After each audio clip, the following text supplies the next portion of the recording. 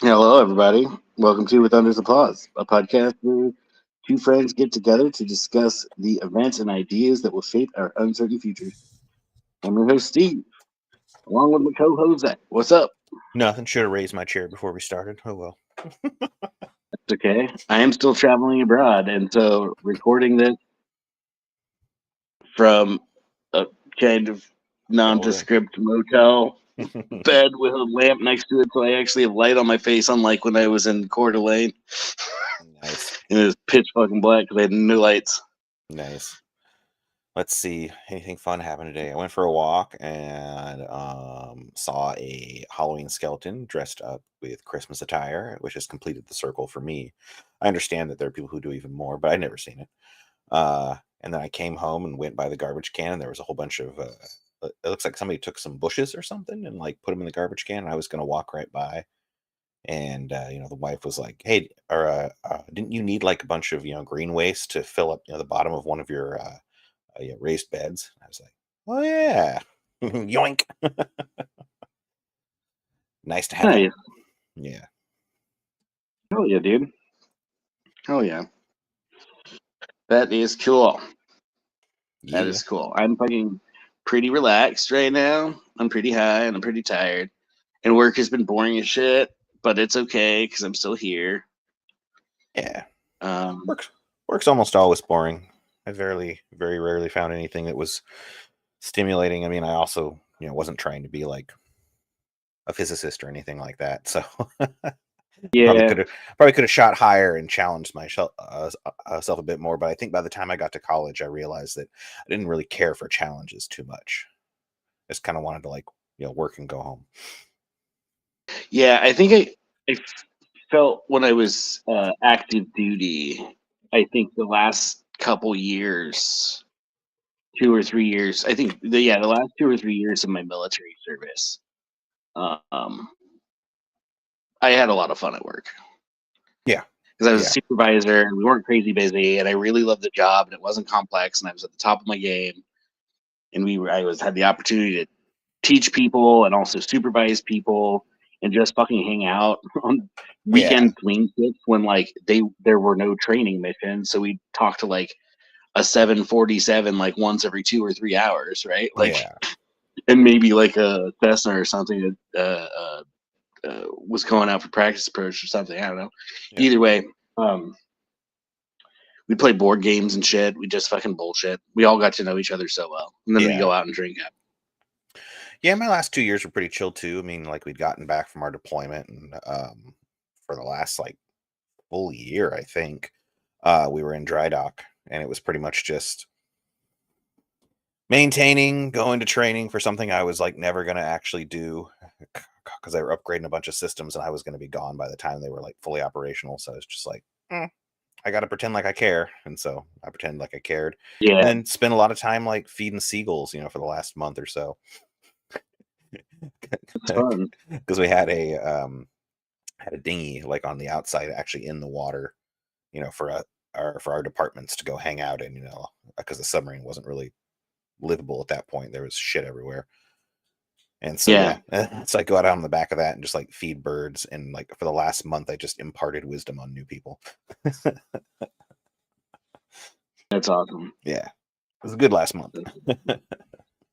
Yeah, for sure, for sure. But I guess you're right. Like, work is boring, but I could definitely say there were times when I actually genuinely like. I don't want to say like, oh, it was great.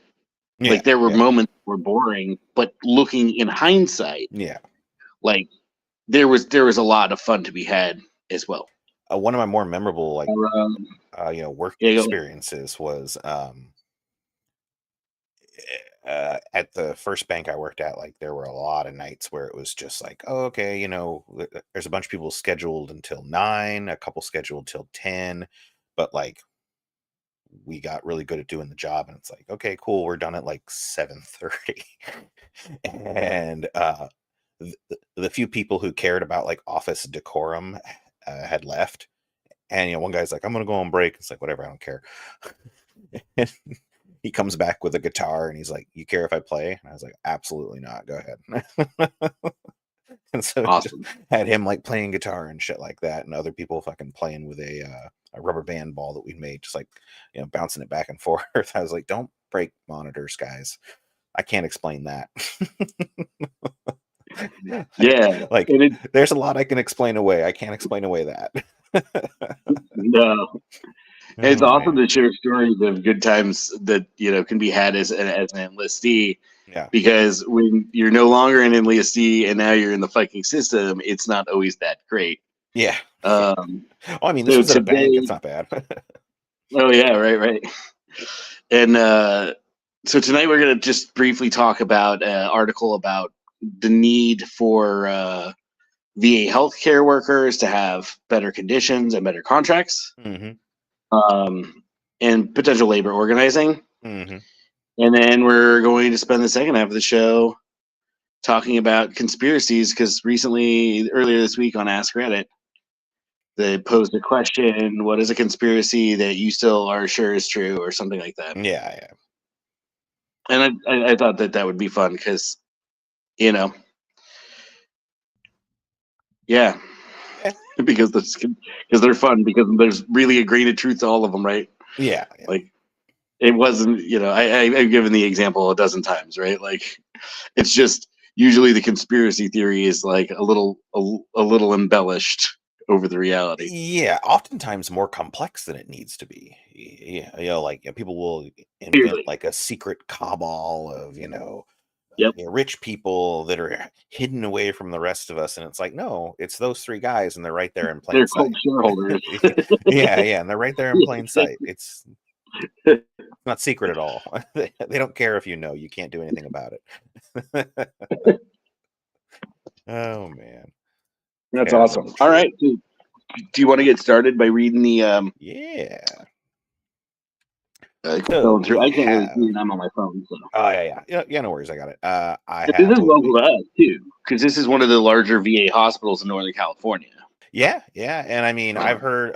I mean, obviously, anybody who's gone through the VA hospital has experienced you're working with QTC, and it's like great. You put a layer in between me and the actual doctor that I see for a lot of things, not everything, but like if you want to get certain things done and the hospital can't take care of it, boom, you're outsourced to QTC, and it's like why Yep, why why did we put it again? It's one of those things where it's like somebody's cousin, needed a sweet deal, and the uncle in the government was like, I'll make that happen.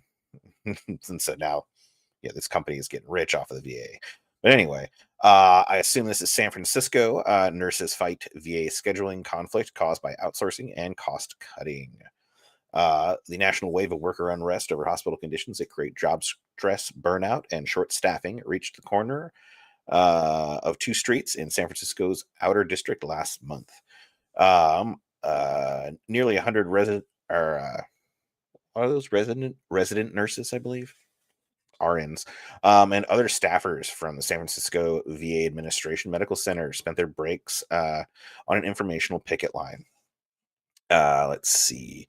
They were dressed in blue scrubs and accompanied by a boombox blasting golden oldies like "We Are Family," waving signs, chanting slogans, and urging drivers to honk their horns in solidarity, which many did. Um, and let's see. There's a guy named Mark Smith, key organizer. Let's see. The whole reason they were fighting, though, was because there was a cost-cutting measure that is are put in place by the Department of Veterans Affairs. Let's see. They wanted to cancel flexible work schedules for bedside nurses mhm. when the VA is still struggling to fill our vacancies for RNs. A recent report found severe shortages in more than 90% of VA hospitals. I haven't experienced any shortages on a day-to-day basis, but I think the scheduling started taking a lot longer. Now instead of like 2 weeks out, sometimes things are like a month out. But it's Yeah, still I think. Yeah, and I think they've done actually quite a bit trying to make the clinics more efficient. yeah, And yeah, shortages might be at like special care facilities where like It's a little more complicated than just kind of having like general practitioners, right?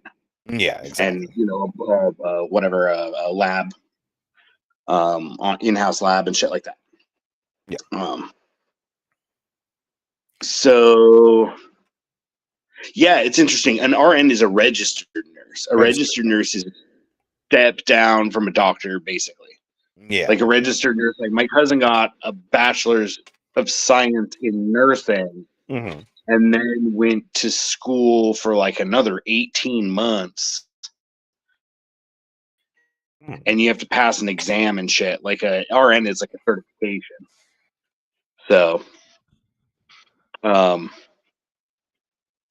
yeah, like they can they're higher in the hierarchy. Like they can tell orderlies and other people who take blood and all this other shit. They can tell them what to do. Gotcha. They help the doctors manage. Mm-hmm. Yeah, so I mean they're really important to the process. Yeah, because they're the ones that are qualified, right? They're the ones that are do is they try and pull those out of the middle and then try and have a doctor. Sorry, go ahead. I was gonna say they're probably the ones that are like writing on your body like not this leg or whatever. They're the ones making sure that the doctors don't fuck up. Yeah. Don't cut off the wrong leg. Yeah. Well, yeah, they manage the patient. They're much closer to the patient than the doctor is usually. Yeah. So if you remove them and then you have really nobody caring for the patient, it's kind of the doctor trying to juggle all of the basic, right? Yeah. People who come in and check the blood pressure every fucking hour or two or whatever. Yeah. Whatever the doctor asks. Like, yeah. I have noticed that much like at like Kaiser and Blue Cross and all that stuff, the doctors at the VA are still like, oh, they're only really trying to take like one complaint at a time, like per visit, in order to get you like, back and forth.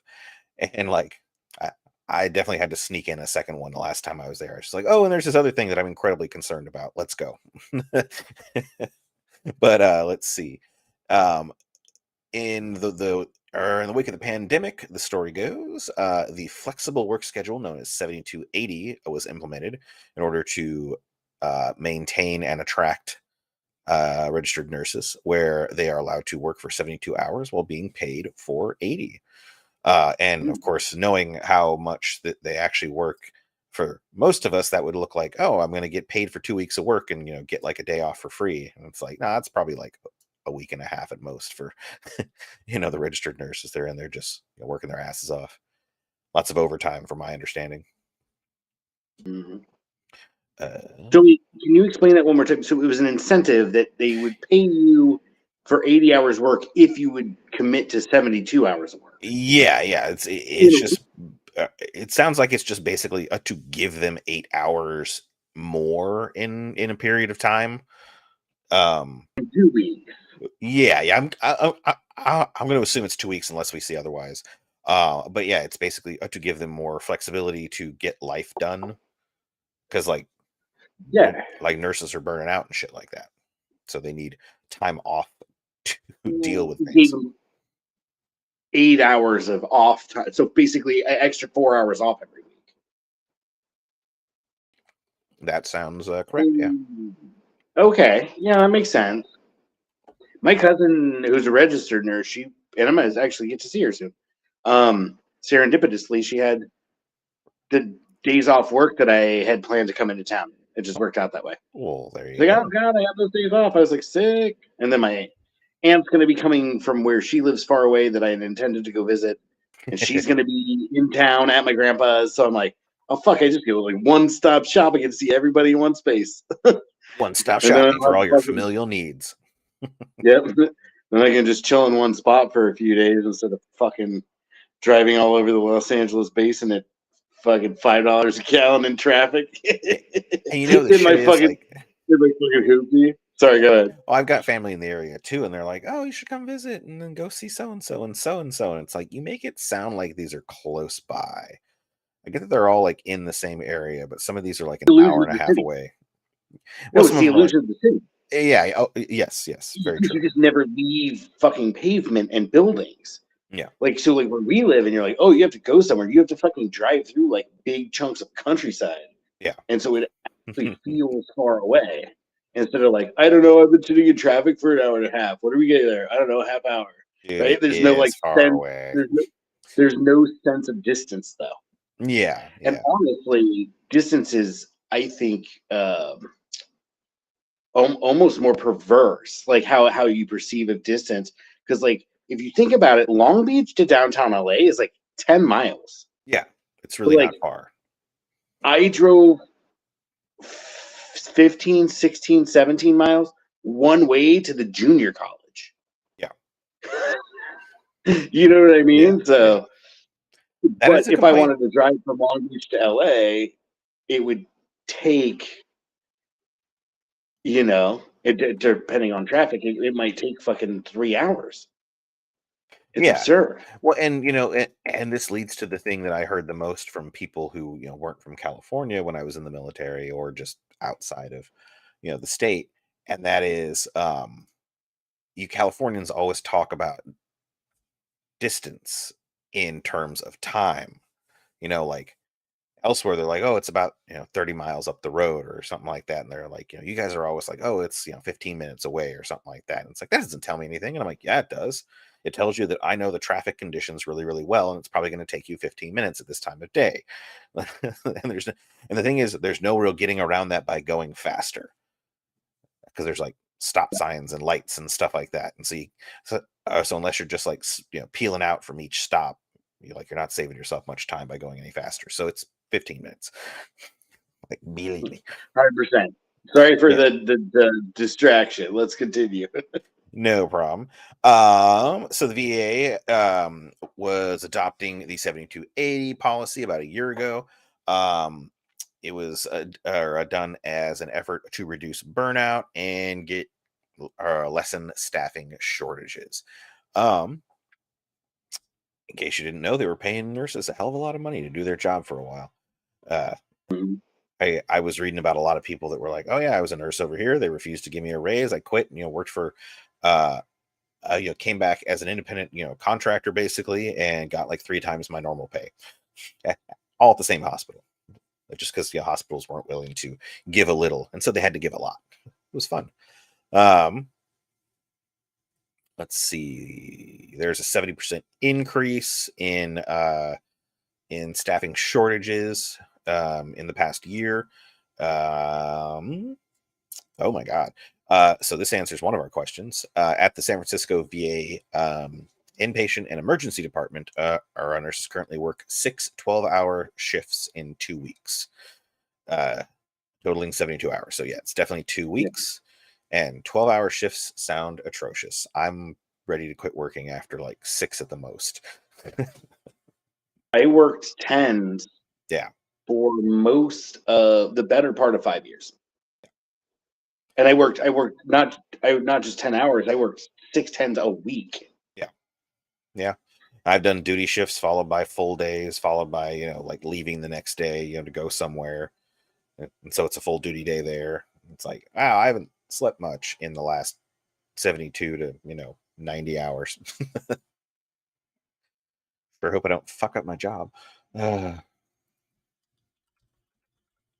for real, bro. And they got you operating on autopilot, though.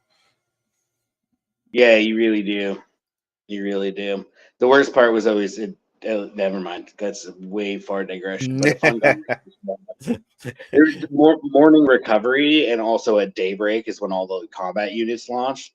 Otherwise, it was in Epigrom, and otherwise it was like all night. It was like drones and signal intelligence. So it was like pretty standard, like in and out. Every once in a while there'd be something, and they do night ops, and so they'd load up fucking helicopters and go fucking do a raid or whatever.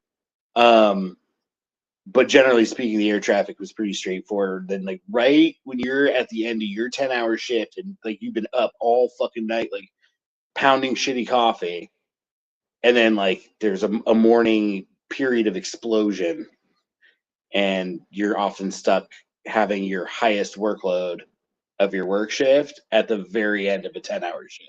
Yeah. It was fucked. Yeah. It was fucked. Very much so. Yeah. That morning briefing was rough, because I think that's of all the briefings in the facility, morning briefing probably had the most information missed. Yeah, that tended to be how they lore dumped on us too.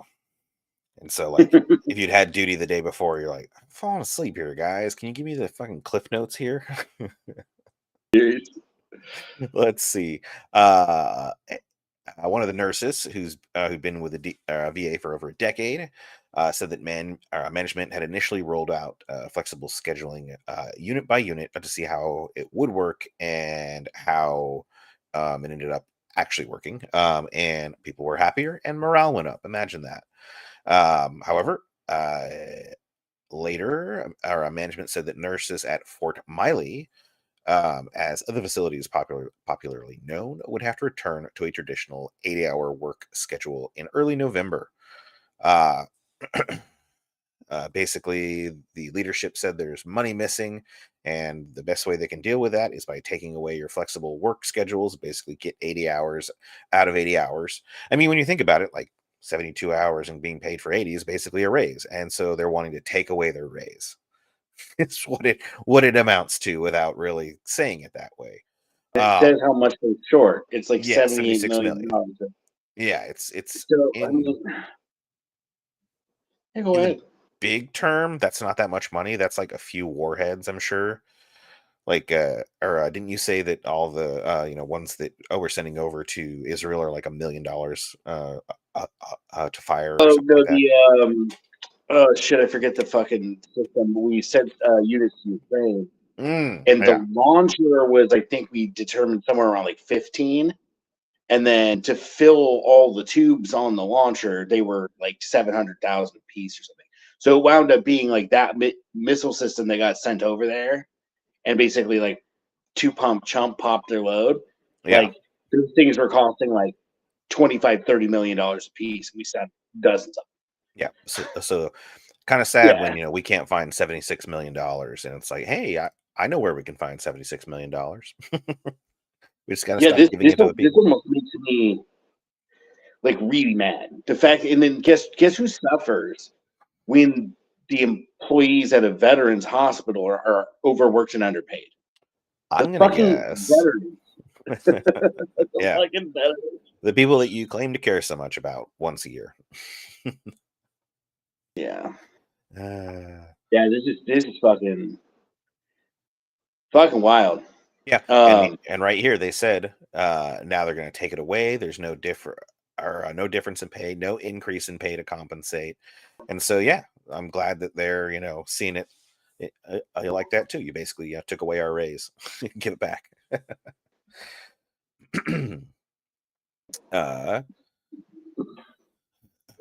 She and other nurses who interviewed for the story worry that the schedule change, if implemented, will lead to valued coworkers quitting. And the thing is, that is an avalanche. I don't know how many of the people who see this video will be be familiar with it intimately, but when skilled workers leave, that leaves more work for the not as skilled people, and they will eventually get tired of it and leave. And so you just like lose all your talent in this avalanche of quitting. That's essentially what happened to restaurants and shit. Yeah, That's where my partners were. Yeah, and one person restaurants, quits, and two people quit, three people quit, and then all of a sudden you're doing a whole changeover of your staff, and like no one knows how to do it, so like the whole operation gets fucked up. You know what the problem is that they're not treating the VA like a fucking military. Yeah, they're treating it like a business for some reason, and it's like no, just like put it under or the another military. social service that no one wants to fucking fund. Yeah, and that's what it is. I mean, like there have been several times in the past where veterans were promised things and given the shaft, killed in some cases. So like it doesn't surprise me that they're trying to take shit away from us now. Nobody wants to actually keep up the promise that they made. It's like no, go risk your lives and we'll take care of you. I'm sorry, did we say take care of you? I meant like maybe take care of you. Maybe if we get to you in time. Hopefully you don't have anything terrible happening. So let's get to what they're trying to do about it. Yeah. Conspiracy theories. What'd you say? And then we can get to some conspiracy theories. Of course. I mean, those are the more fun It's a conspiracy that instead of funding veterans hospitals and veterans healthcare, we're sending a bunch of fucking money to Ukraine. Oh wait, no, that's not a conspiracy. That's a fact. Or we're not even sending it to the Ukraine. We're sending them that dollar's worth of weapons. We're handing the money to fucking American contractors. Ah, yes, of course. And in American industry, the war industry. Yup. All right. So yeah, they've been on strike temporarily, but they haven't really been doing it during breaks and lunch, which is like really shitty when you think about it. I mean, I guess if you want to go out and eat and protest all at the same time, that's cool. But I might like to sit down, eat my lunch. But hey, man, you got to fight. Let's see. The nurses have filed an unfair labor practices charge over the VA refusing to respond to bargaining requests. And they have filed it with the Federal Labor Relations Authority. So that's a good start. VA management did not respond to a request for comment on this dispute. And in an email message, local public affairs representatives said that the reevaluation of the 7280 work schedule was made carefully, and they are confident that their ability to provide high quality care for veterans will remain unchanged. We'll see.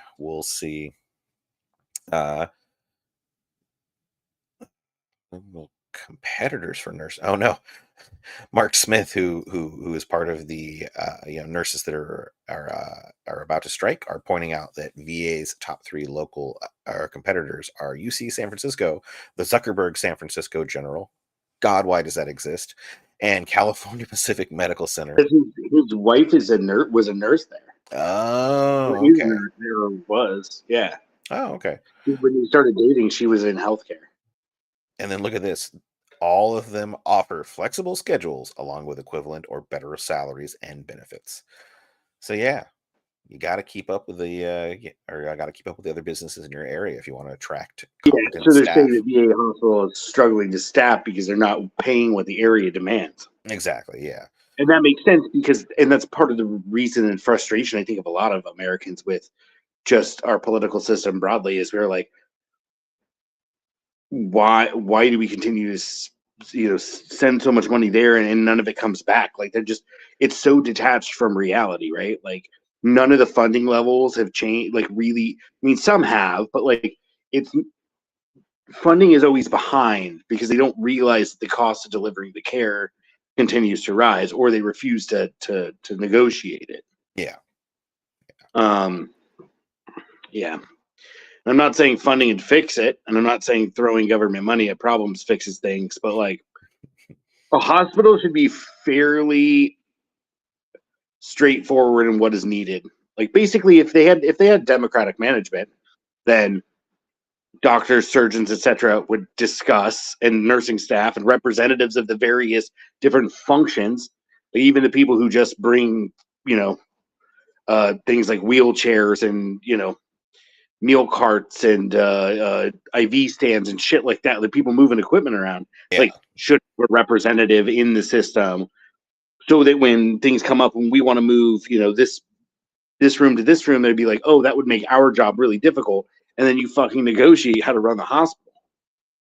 And then the trick is that you have to fucking compensate those people for their time, because we live in a world where we have to buy all the necessities of life in exchange for our labor.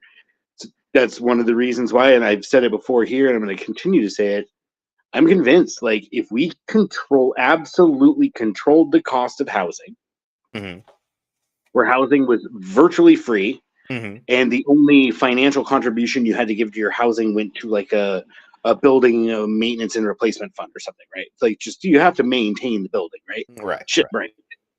Yeah, don't let it fall down because someone's going to get it after you. Yeah, you're paying a condo fee instead of paying the condo fee and also paying the bank interest.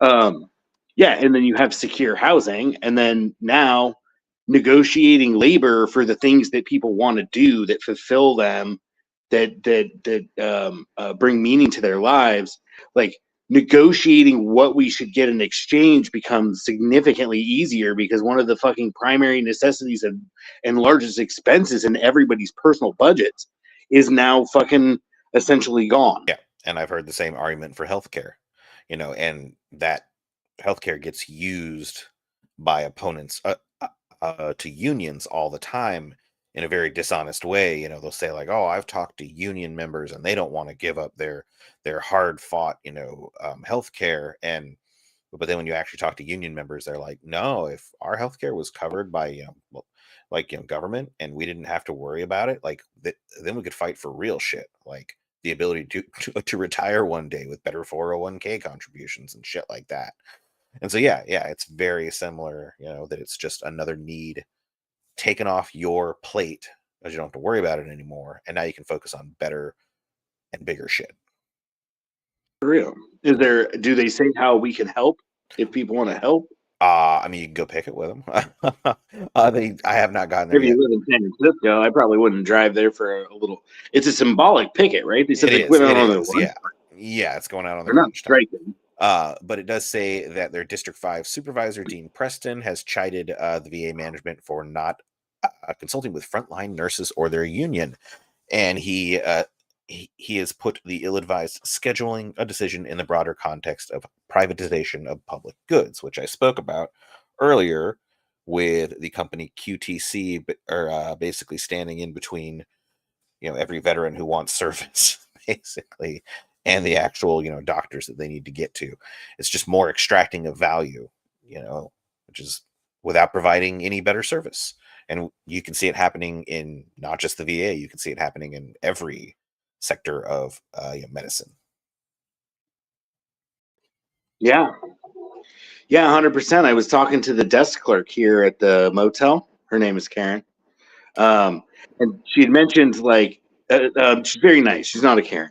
But I was just kind of asking questions and probing about the town, and I learned a lot about the town, it was a very good conversation.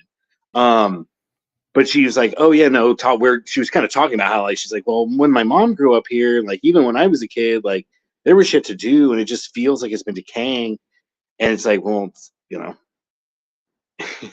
yes, it is. Like it's obvious to anybody that spends any time here. You're like, holy shit, there's a lot of fucking boarded up buildings. Like I should just do like a walking like travel log or whatever you call those vlogs. Vlog. Yep, vlog. Yeah, I should do just some kind of thing just to share because like it's remarkable. It's just fucking remarkable. And there's people that do it on YouTube too. I actually follow some. They just cruise around, they travel around and like showcase little different towns. Yeah. Really good. Anyway, like town's real big fucking shithole. And it really is. And I forgot the point I was making. Oh, was it about landlords? Possibly, yes. Extracting maximal wealth. Yeah, basically. Right, exactly. So it's just a fucking extractive economy. Yeah. It's like, oh, it used to be cool and now it sucks. And like, oh, she said they're trying to close the hospital. Yeah, and that's where it starts. It is the only medical facility, because Parker is in Arizona, which she said Parker is where almost everybody goes to do anything. And it's 45 minutes away. Oh, geez. And she said that they're trying to close the hospital here. And it's mostly because like basically everybody that lives here is so poor they're on public health service, so that the hospital's not getting any money, and they can't attract people to work there because they can't pay the wage that is necessary, and they could go into Palm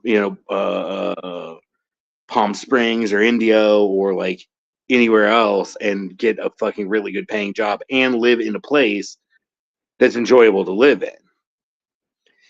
Right? Like, yeah. It's just crazy. If they close that, you're either going, you would have to get to a probably approved public hospital for Medi-Cal. you have to go into Indio or Palm Springs, and that's 150 fucking miles each way. It's absurd. You might not 300 make it there. miles to go to a fucking doctor's appointment? Are you fucking serious? Like, it fucking feels like a throwaway town, dude. Like, yeah, and there's a fucking reason there's got fucking Trump flags everywhere. Yeah.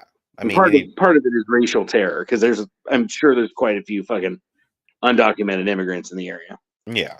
But, also, you just got a whole bunch of people who are disaffected, and he promises to help them. So you get Trumpers.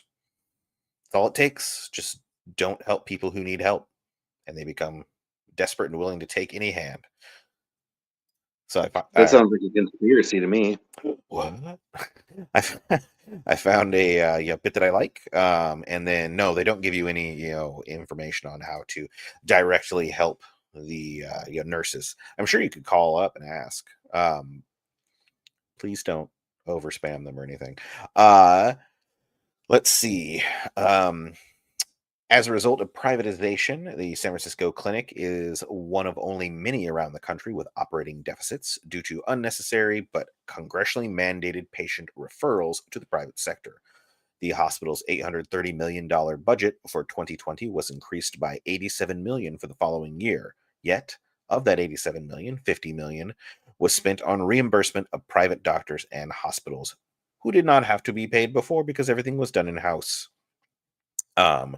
When a group of VA patients and union activists held an anti-privatization protest 4 years ago at the same location as the current group, Vietnam combat veteran Paul Cox warned that outsourcing is going to do serious damage to the VA's ability to provide healthcare.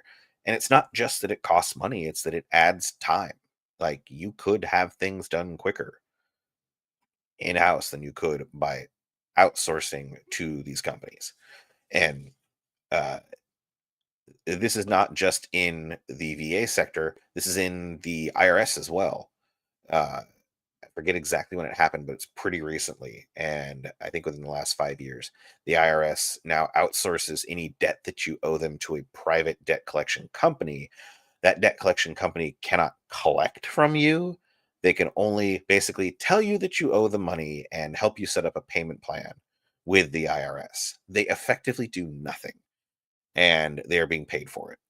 And again, it's one of those like handshake deals, where it's like, hey, I'll put this in this, bill over here that no one's going to vote down because it, helps to give everyone a puppy or something like that. And it'll make sure that you're set for life. Handshake, boom, done. I was talking to the owner of the company was talking to me, and he's like, hey, you want to buy it? And it was just kind of like, I think he's asking everybody, but like, You're going to retire. You want my company? Yeah, he does want to retire, but like, so I kind of entertained the idea. And like, one of the things he said is they were trying to get a contract in at McClellan during the fire season, because they run an air base there, a tanker base with the fire retardant.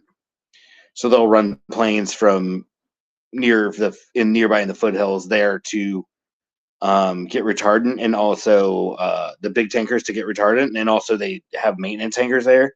So during the off season, they're doing all the inspections and shit. Gotcha. At any rate, so they had a bid on the contract, and they gave it to the company that I used to work for.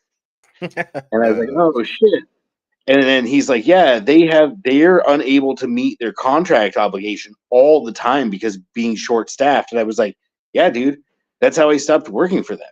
Because we were so fucking short staffed. Like, they worked me to the point where I was like, fuck you guys. Right. Like, fuck you. Worked 60 hours a week for fucking 3.5 years. And they had because I kept, and then they hired someone, and then the person couldn't do the job. Yeah.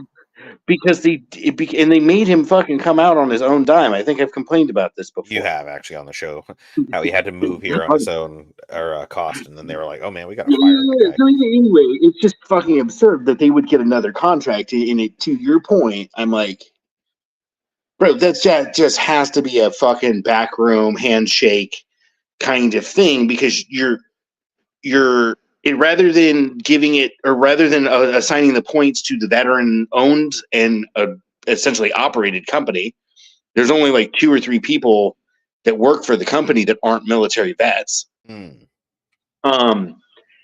then it's American based. It's based here in California. They pay for real estate here in California, and you give it to a UK based multinational corporation that has a bunch of government contracts already and can't meet them.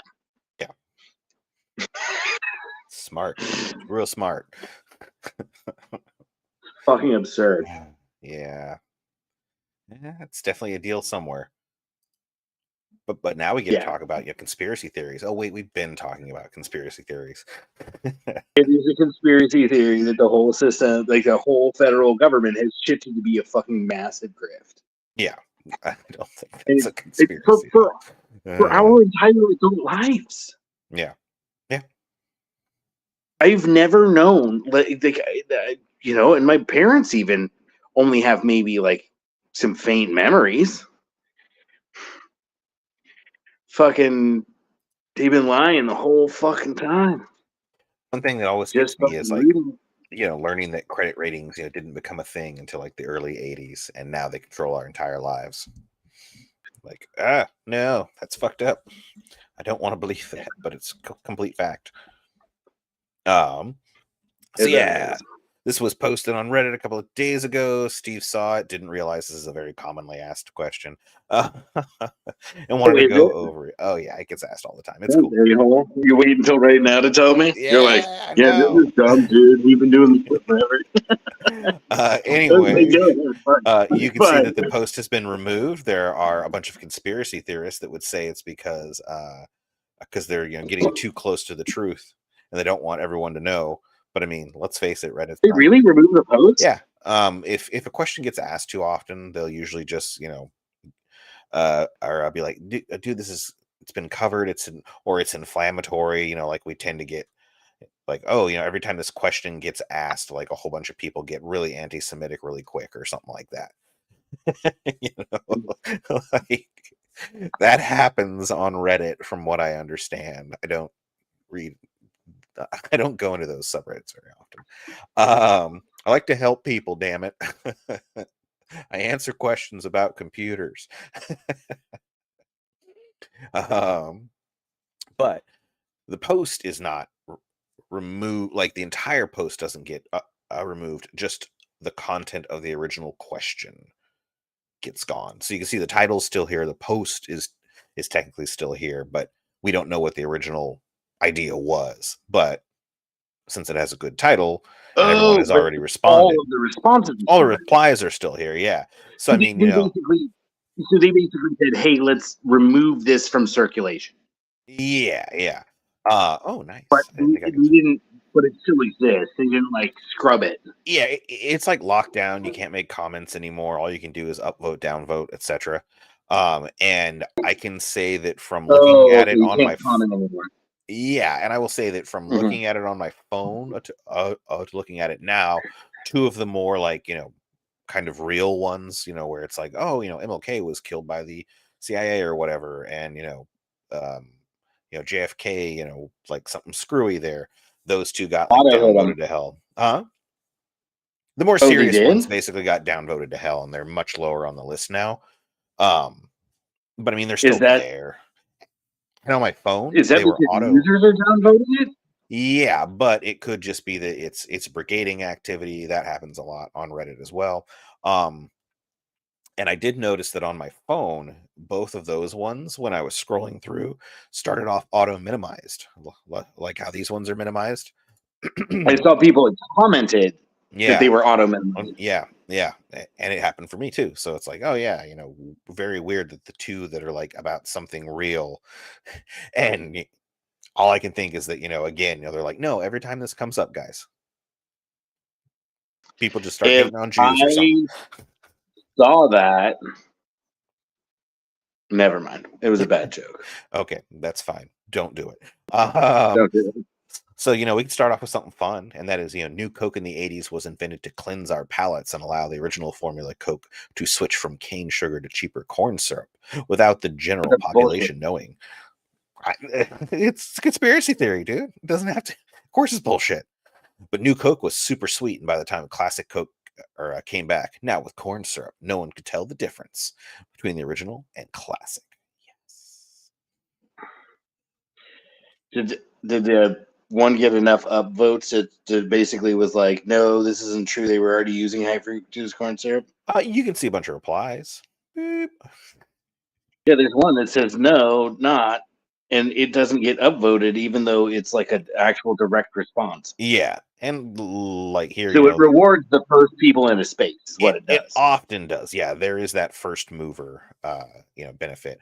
Of course, you got people that are like, no, they switched a couple of years prior to New Coke. It was caused by. I was a first responder. I would have said Epstein didn't kill himself. That was actually in here. That's one of the conspiracy theories. It's one of the conspiracy theories. I minimized it because we all know it's true. We do. Let's see, what else do we got here? Boop. Oh, I like this one just because it's stupid and silly, and the top comment on it is great. It says all the candy corn in the world was made in 1965, and we've been selling off the original supply ever since. First of all, that makes no sense. Storing things are very expensive on any large scale. Like you would want to get rid of that candy corn as quickly as possible. So anybody who knows anything about like storage and like business or supply chains immediately knows this is wrong. But I love this because God hates. Go ahead. God hates Megan says my grandma used to freeze her candy corn from years prior and feed it to us year after year after goddamn year, and it never got any worse. It tasted the same every year. Never did the candy corn change. She'd been feeding us candy corn from before our births. We never knew until our mother told us. We also didn't know that she let our younger cousins put their feet in the cookie dough. I don't eat cookies anymore. It hurts to think about. So. Oh, like she has like a little baby, like kneading the cookie dough. Oh my god! With your feet. But I mean, dude, yeah. Steve's over here like, they're gonna get baked. I've been the shit guy. It's not just the pigs and the chickens, right, and other animals that I'm the shit guy for, like, and then you brooder birds, gross. No, I was the shit guy for my fucking kids too. So like we cloth diapered, and I was the one who fucking had to clean all of the diapers. Oh yeah, I remember that. It was terrible. Yeah, I mean, honestly, it was just a chore. Yeah. Right, and I wasn't a fan of infants to begin with. Haven't changed diapers for a long while. Not a fan. But now that my kids can wipe their own asses, I just gotta get them like where they're right about the point of transition into feeding themselves and washing their own fucking dishes and own clothes. So bam, I'm almost done, baby. I think the finish line. And then I just get to shift right into just being emotional and intellectual support. There you go. They don't have to fucking maintain their physical bodies. You just want to be done. It's true. That'll be nice. So the lightning count 1 says the whole microchips implanted in bodies thing is just a smokescreen to distract us from the fact that cell phones literally do all the things those conspiracy theorists like to spout. And I have thought of this before. I was like, why would they need to put microchips in you? They already know all the shit about you voluntarily. Well, that's the thing, right? Is they like the example I've given on the show a half a dozen fucking times because I'm not that original. Is the Pizzagate / Epstein's Island. I mean, it wasn't just Democrats, and it certainly wasn't like a blood ritual or whatever, and it wasn't a pizza parlor in New York. It was on an island, and it was the fucking wealthiest, most powerful fucking people in the world. Yeah. And just like that, you're like, oh God, the government wants us to all have microchips.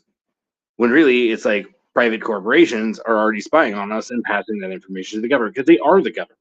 Yeah. Yeah. The corporations are the government. We live in a fucking fascist dystopia. Yeah, we do. And I think that, non-alcoholic sperm nailed it. Hello, wiretap. What is a good recipe for cookies? And, Diplodocid said 2 sticks butter, 3/4 cup granulated sugar, Vaccines cause 5G. Optional. I like that comment too. I like that a lot. Karaoke Queen says women's pants don't have pockets, so they can market expensive bags to us. Oh, I had never thought of that. I mean, because I've always been so upset that they don't. It's like, why the fuck would they make a fake pocket? It's almost insulting. it Like, really you're is. so close. You're so close. Just put the extra 3 inches of fabric, please. Yeah. Like, I can kind of get it when it's like, oh, it's a small pocket and it's for like chapstick or something like that. But then when it's like, oh no, it just looks like a pocket. It is not a pocket. It's like, wait, so you used extra stitching to make sure that it wouldn't do its job? Because you have to stitch up the top of it. So there's extra fabric involved. Wonderful. Wonderful. Yeah, an extra step, extra labor. Yeah. And of course, it's all done by machines, so whatever. Yeah. I mean, there's usually humans running machines in textile factories. Oh, absolutely. Yeah. Of course, the real reason in like Vietnam or Mexico, Bangladesh. As much as this might be true, the real reason women's pants don't have pockets is so they can't hide their women's lib literature in their pockets. Fire against men. Let's see. Did somebody say that? No, that's real. That's legitimate fact. They stopped giving women pockets so they couldn't carry women's lib literature? Yeah, like women were getting kind of uppity and men were like, well, they're exchanging like pamphlets and stuff. If we make it so they don't have anywhere to hide the pamphlets, it'll be harder for them to do this. And we can stay in control for a little while longer. We can stay in control for a little while longer. Women didn't wear pants. What are they, queers? It's like women didn't wear pants with pockets to carry around their lib literature. Women wore dresses. We got to make America great again. Dresses with no pockets. And then Capital's like, how about we just take away the pockets? Yeah. We'll say it's fashionable. Yeah. And we'll find a way to exploit it to make more money. Yeah, we'll make bags to go along with it. No, it tracks 100%. Very expensive bags. Yeah. Oh, yeah. I worked with someone whose wife had a bag problem. I'm glad I don't have one of those. Closet. Oh, I know. Bags and shoes, man. You got to watch out. Constant vigilance. So it's funny. I knew a guy I worked with who was still in the military had a shoe issue. And then the guy I worked with in the military, his wife had a handbag issue. But it's fucking, I'd never seen it before. Oh, yeah. I'd never seen people that basically carried an addiction to like buying something. Yeah. Like, hey, at least my addictions are about consumption. Well, I mean, everybody's addictions are about consumption, ultimately, right? Like, that's true. Yeah.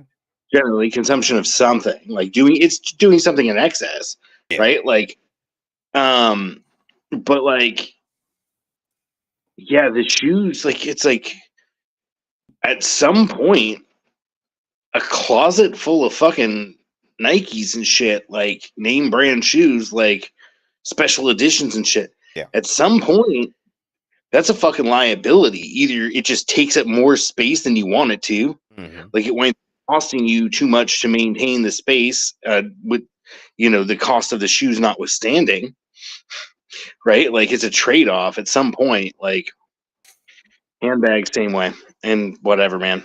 People are people. I thought this one that marketing is strong. It works. It works.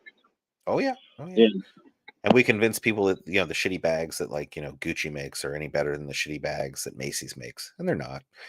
A lot of times they're the same product, just with a different label. Or they're coming from the fucking same factory. Yeah. On different ships. Or there's like an extra couple steps that the more expensive bag goes through. Yeah. It gets a couple extra stitches here and there, blah, blah. And I've talked to women and they say they do not last any longer. They last the same amount of time. Yeah. So I mean, it's leather that's sewn together. How long is this fucking supposed to last? I mean, I would hope years, but I've seen them fall apart much quicker. So, yeah. And it's not always leather. A lot of them are fabric. Yeah. But Pinball My wallet's still in pretty decent shape, and that's been like 5 years. So, dude, I had a wallet from high school that I only replaced like a decade ago. My dad got me a hemp wallet when I was like 7. teen that I carried until I was in the military. I remember that. So what is that? Yeah, almost 10 years. Yeah.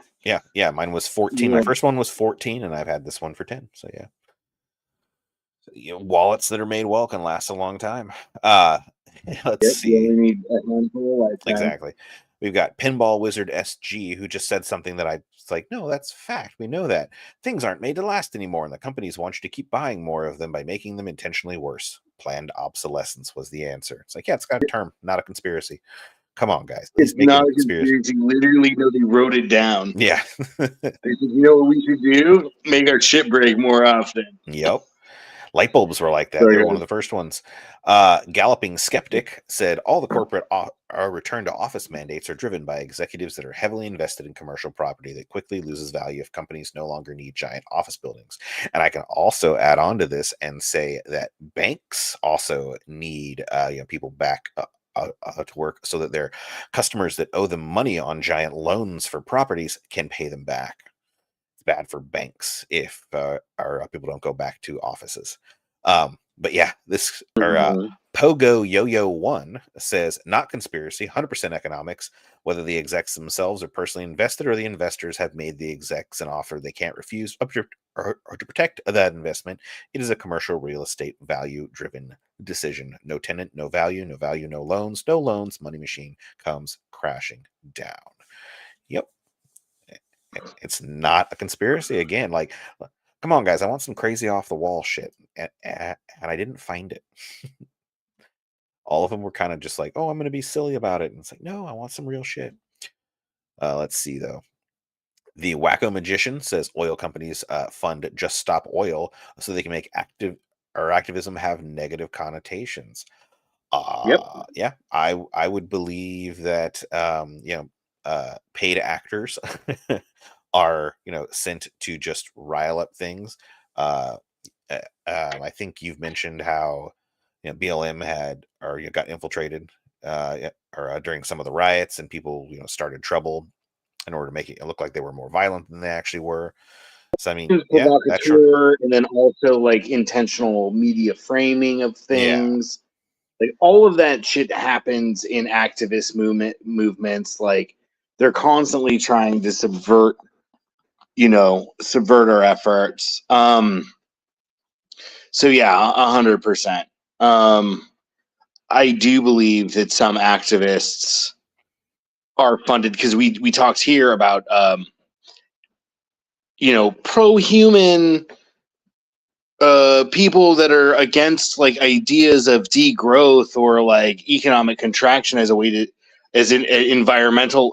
basically environmentalism that didn't embrace industrial progress was not real environmentalism. And then you look at them and they're all paid by the nuclear industry. Nice. So it's 100% that a lot of these nonprofit groups are actually funded by industry. Right? Yeah, like that's not secret. No, it's not hidden at all. It is very out there. Yeah. I mean, shit. I believe I've heard that the anti-nuclear movement in the 80s was funded by the oil industry. Oh yeah, that's easy. Or natural gas. Yeah. Because usually you're pulling natural gas. It's similar enough, right? You're drilling into rock. So like they're the same industry. And I believe that too. I believe that there was a genuine grassroots push for that. I believe that if we had an AI that could go back and somehow and everything was digitized and we had an AI that could go back through decades and decades and decades of newscasts, the local newscasts, everything else, right? Mm-hmm. And pull all that information, we would probably find that the more public-facing parts of those movements were funded by industry. Because if anybody that's been in grassroots political organizing, we're too disorganized and we're too busy focused on interpersonal bullshit to actually be a well-oiled machine and be disciplined and resist in a disciplined manner.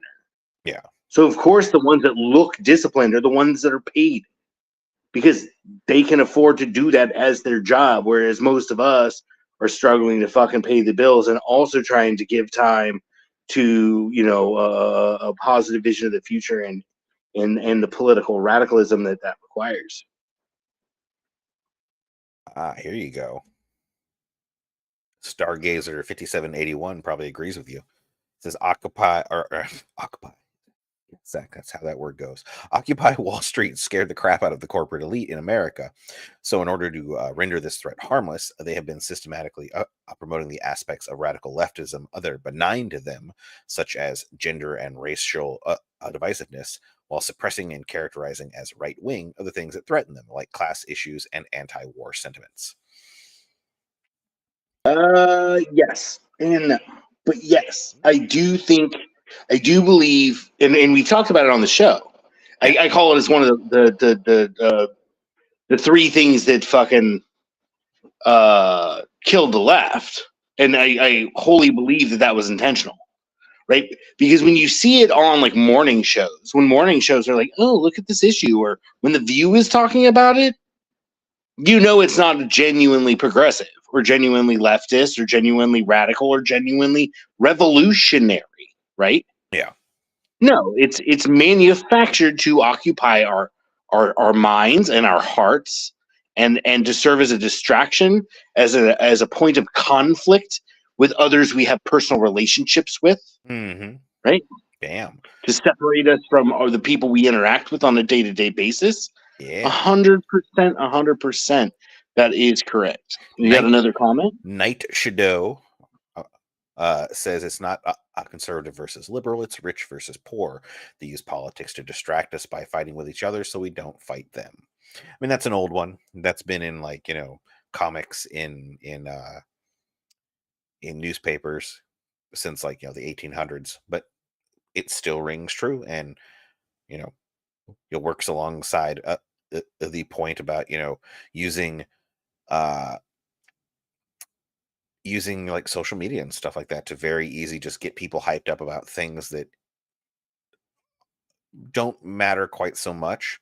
I don't want to say that any of these things don't matter, but there's definitely a spectrum of things that we should be concerned about, and the destruction of our planet needs to be at the top of that list, probably.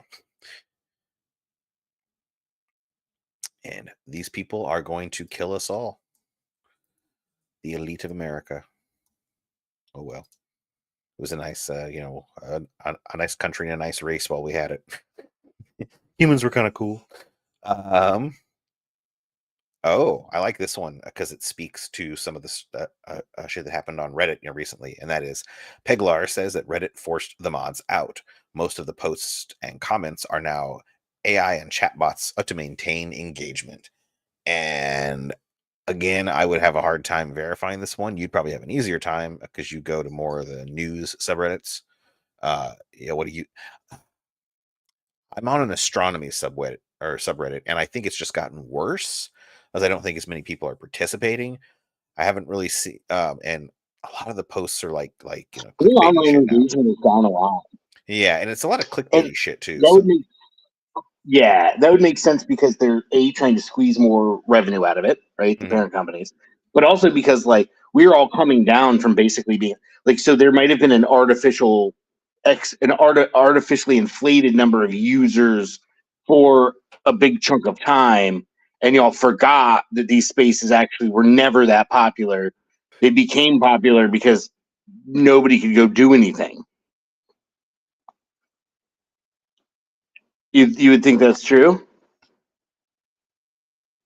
Yeah, I mean, basically you're saying being stuck inside for the pandemic might have driven a lot of traffic to all the different social media sites. Right. So and now we're seeing the backlash, yeah. Right, declined user, and obviously like things like Facebook, people use every fucking day, all day. Yeah. I mean, I did, right? And I'm just like, nope, I'm fucking done. Yeah. I logged back in for the first time to my Facebook. I think you would, yeah. It was early. It was in the last couple weeks. Yeah. And I logged back into Facebook, and I was like, oh, people are still interacting with me from time to time. That's weird. And I'm like, I almost want to fucking reach out because my friend Nicole Arnold wrote, and her and fucking Nate had a baby since then. They were friends when I lived in Delaware. And she just like randomly wrote me like 7-8 months ago and was like, "Hey, I was just thinking about you guys. I hope everything's good." You know? Yeah. Nice. And so I was like, "Yeah, maybe I should just pop in from time to time to be like, yo, here's my phone number, my email address. If you'd Talk to like me to the chat, normal let's fucking way. do it." Yeah, let's get the Because fuck I off thought about, Facebook. I thought about taking Brooke and the kids out there and shit. Because Sophie was born in Delaware, or she's got a Delaware birth certificate. Yeah. Yeah. So like, I've thought about taking the fam out there, and it would be totally fucking rad to see some old friends. I got more than a few. At any rate, I think we're past time. I think that was pretty good. I Yeah. really genuinely think that there's a missed opportunity, and maybe I'll push it to see if the local Veterans for Peace chapters want to pick it up.